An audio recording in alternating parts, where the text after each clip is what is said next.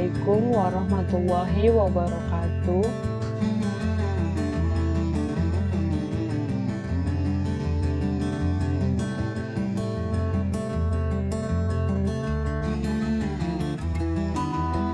Perkenalkan, nama saya Alia Petri dengan nomor NPM 20082600130.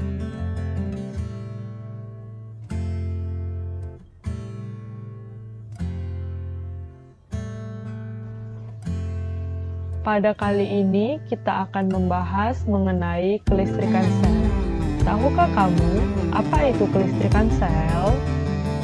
Nah, jadi pada selanjutnya kita akan membahas lebih rinci mengenai kelistrikan sel.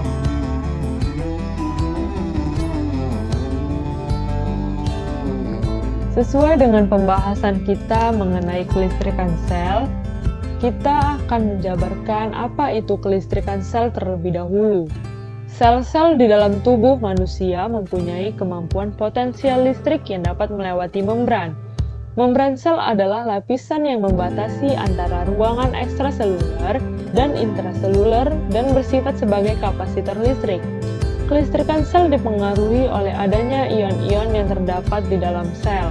Ion-ion tersebut adalah ion natrium, kalium, klorida, dan protein. Ruangan ekstraseluler didominasi oleh ion natrium dibandingkan ion kalium, sedangkan ruangan intraseluler didominasi oleh ion kalium dibandingkan ion natrium. Kelistrikan sel didefinisikan sebagai kemampuan untuk memindahkan muatan ion-ion tersebut dari ruangan satu ke ruangan yang lain. Ion kalium akan mengadakan elektropositif di luar membran sel dan elektronegatif di dalam membran sel ketika terjadi pemindahan ion kalium dari dalam sel keluar sel. Sedangkan untuk ion natrium berlaku keadaan sebaliknya, di mana terjadi keadaan elektropositif di dalam sel dan elektronegatif di luar sel.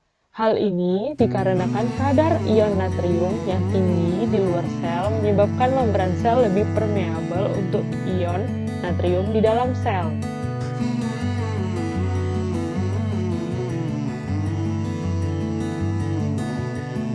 Setelah kita membahas definisi kelistrikan sel, selanjutnya bagaimanakah proses kelistrikan sel saraf itu?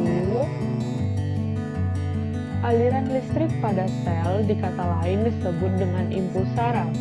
Di dalam impuls inilah bentuknya adanya listrik. Kelistrikan pada sel saraf pada manusia itu berhubungan dengan ion, di mana kita tahu bahwa ion ada yang positif dan negatif, sehingga aliran listrik pada manusia atau impuls saraf itu ada hubungannya dengan ion yang ada pada sel saraf itu sendiri. Jadi, sel saraf jika kita dihubungkan dengan voltmeter, maka di tubuh kita ada tegangan listrik, berarti ada aliran listrik pada sel saraf.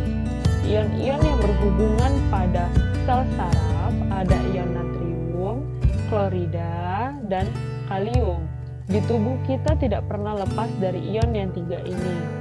Mekanisme penghantaran sel saraf satu ke sel saraf lain itu, saat sel saraf tidak menghantarkan impuls, muatan positif natrium melingkupi bagian luar membran sel, sedangkan ion klorida dan ion kalium itu ada di dalam sel saat tubuh kita menghasilkan neurotransmitter. Itu akan dilepaskan dari ujungnya ke bagian dendrit. Setelah itu akan mengakibatkan impuls sarafnya itu diteruskan atau berjalan. Ketika impulsnya berjalan, ada proses masuknya ion natrium ke dalam sel saraf kita dan keluarnya ion klorida keluar bagian sel saraf kita. Sehingga kalau ada mekanisme masuknya ion natrium, keluarnya ion klorida, dan ada neurotransmitter, maka impuls saraf itu akan berjalan menuju ke terminal saraf. Akhirnya dari sel saraf ini akan dilanjutkan kalium ke sel saraf lain. Prosesnya begitu terus menerus sampai menuju ke otak. Saat neurotransmitter dilepaskan dari ujung akson suatu sel saraf ke dendrit pada sel saraf lain, maka impuls Impuls ini akan membaca ion natrium yang awalnya terdapat di luar membran akson menjadi masuk ke dalam membran akson. Membran dalam akson menjadi lebih positif saat menerima rangsangan listrik atau impuls. Impuls kemudian akan mengalir atau bergerak di sepanjang membran akson hingga ke ujung akhir sel saraf. Saat rangsangan telah mencapai ujung sel saraf, maka neurotransmitter akan dilepaskan lalu kembali menuju sel saraf lain atau sel tujuannya. Tegangan listrik pada sel saraf berdasarkan keberadaan impuls.